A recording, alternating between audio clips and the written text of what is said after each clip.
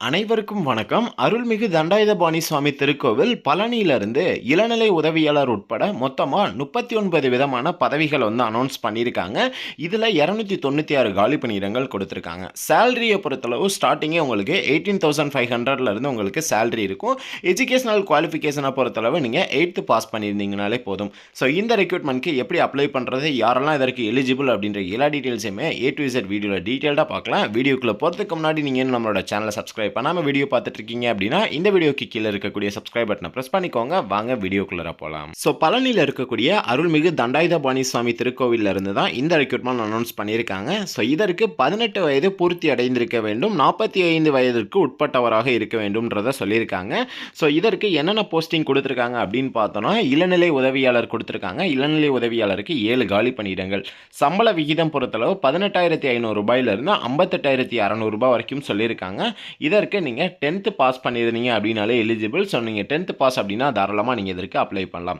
Next சீட்டு விற்பனையாளர், இதற்கு 13 காலி பணியிடங்கள் கொடுத்துருக்காங்க. சேலரியை பொறுத்தளவு சேம் 18,500 ரூபாயிலிருந்து 58,600 ரூபாய் 10th பாஸ் பண்ணியிருக்கணும். ஸோ நெக்ஸ்ட் பார்த்தீங்கன்னா சத்திரம் காப்பாளர், இதற்குமே 16 வேகன்சி கொடுத்துருக்காங்க. 18,500 ரூபாயிலிருந்து சேம் அதே சேலரி தான் 10th பாஸ் பண்ணியிருக்கணுன்றதை சொல்லியிருக்காங்க. இது மூணுக்குமே 10th பாஸ் பண்ணியிருக்கணும். இதுக்கு அடுத்ததுக்கு எல்லாமே சுகாதார மேஸ்திரி காலி பணியிடம் 2 காலி பணியிடம் கொடுத்துருக்காங்க. சேலரி இதற்கு கம்மி தான், 15,900 ரூபாயிலிருந்து 50,400 ரூபாய் லெவல் 17ல சொல்லியிருக்காங்க. ஸோ இதற்கு தமிழ் எழுத படிக்க தெரிந்திருந்தாலே போதும். ஸோ நிறைய போஸ்டிங்க்கு தமிழ் எழுத படிக்க தெரிந்திருந்தாலே போதும்ன்றத சொல்லியிருக்காங்க. ஸோ ஒவ்வொரு போஸ்டிங் வரையா நீங்கள் செக் பண்ணிக்கோங்க. நோட்டிஃபிகேஷனுடைய லிங்க் டிஸ்கிரிப்ஷனில் கொடுத்துருக்கேன். நெக்ஸ்ட் காவல் உப கோயில்கள் மற்றும் உப நிறுவனங்கள். ஸோ இதற்கு 44 காலி பணியிடங்கள் கொடுத்துருக்காங்க. பட் சேலரி 11,600 ரூபாயிலிருந்து 36,800 ரூபாய் சொல்லியிருக்காங்க. இதற்குமே உங்களுக்கு தமிழ் எழுத படிக்க தெரிந்திருந்தாலே போதும், எக்ஸ்ட்ரா வேறு எதுவுமே இருக்கணும்னு தேவை. ஸோ துப்புரவு பணியாளர் உப கோயில்கள் மற்றும் உப நிறுவனங்கள், இதற்கு 104 காலி பணியிடங்கள் கொடுத்துருக்காங்க. சேலரியை பொறுத்தளவு 10,000லேருந்து 31,500 சொல்லியிருக்காங்க. தமிழ் எழுத படிக்க தெரிந்திருந்தாலே உங்களுக்கு போதும்.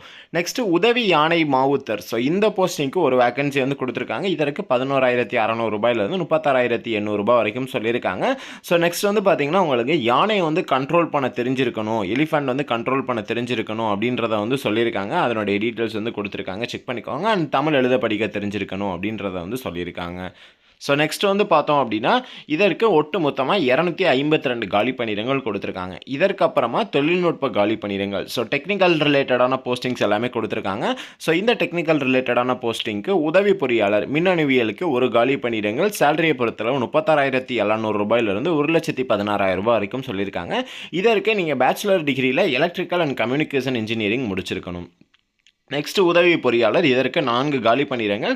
சேலரியை பொறுத்தவரை 36,700 ரூபாயிலிருந்து சேம் அதே சேலரி தான். ஸோ இதற்கு சிவில் இன்ஜினியரிங் நீங்கள் படிச்சிருக்கணுன்றதை சொல்லியிருக்காங்க. ஸோ அதையுமே செக் பண்ணிக்கோங்க. நெக்ஸ்ட் இளநிலை பொறியாளர் மின்னுக்கு ஒரு காலி பணியிடம். சேலரியை பொறுத்தளவு 35,900 ரூபாயிலிருந்து 1,13,500 ரூபாய் சொல்லியிருக்காங்க.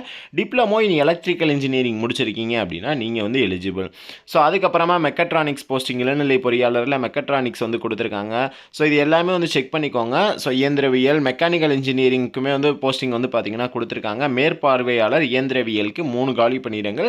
20,600 ரூபாயிலிருந்து 65,500 ரூபாய் வரைக்கும் சேலரி சொல்லியிருக்காங்க. ஸோ இதற்கு நீங்கள் மெக்கானிக்கல் இன்ஜினியரிங் முடிச்சிருக்கீங்க அப்படின்னா எலிஜிபிள். ஸோ அடுத்து மெக்கானிக்கல் இன்ஜினியரிங்க்கு சேம் இன்னொரு போஸ்டிங் இருக்குது.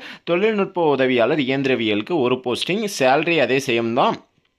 ஸோ ஒவ்வொருமே டெக்னிக்கல் வைஸுமே பார்த்தீங்கன்னா வேகன்சிஸ் கொடுத்துருக்காங்க. டெக்னிக்கலுக்குமே செக் பண்ணிக்கோங்க. ஸோ டெக்னிக்கலுக்கு ஒட்டு மொத்தமாக 30 காலி பணியிடங்கள் கொடுத்துருக்காங்க. இதில் ஓட்டுநர் டிரைவிங்கும் பார்த்தீங்கன்னா இன்க்ளூடிங் இதிலே கொடுத்துருக்காங்க. இதற்கு 2 காலி பணியிடங்கள்.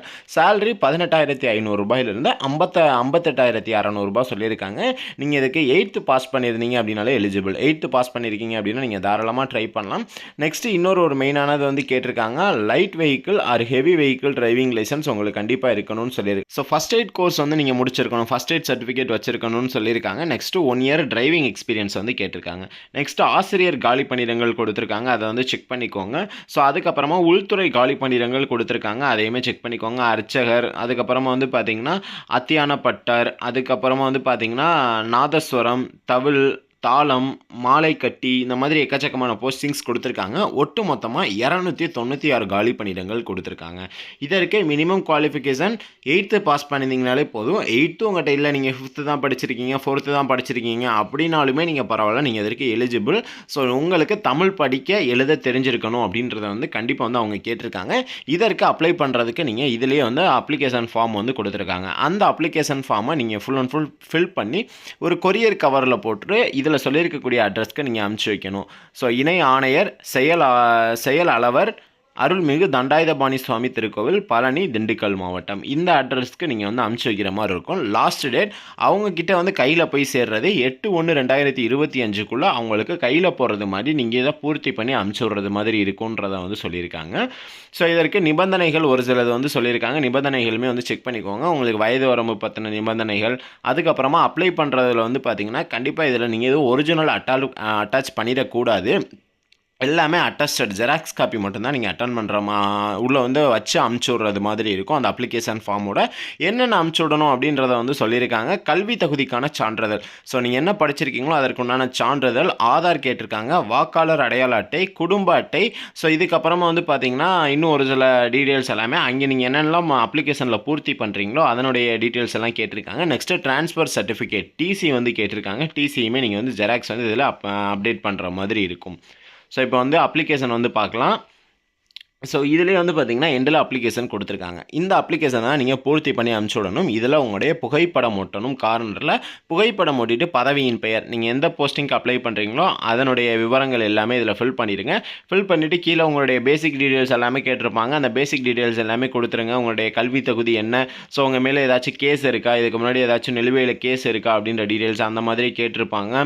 ஸோ நெக்ஸ்ட்டு உங்களுக்கு தெரிஞ்சவங்க யாராச்சும் இந்து சமய அறநிலைத்துறையில் வந்து வேலை பார்க்குறாங்களா, அவங்களுடைய விவரங்கள் பற்றி கேட்டிருப்பாங்க.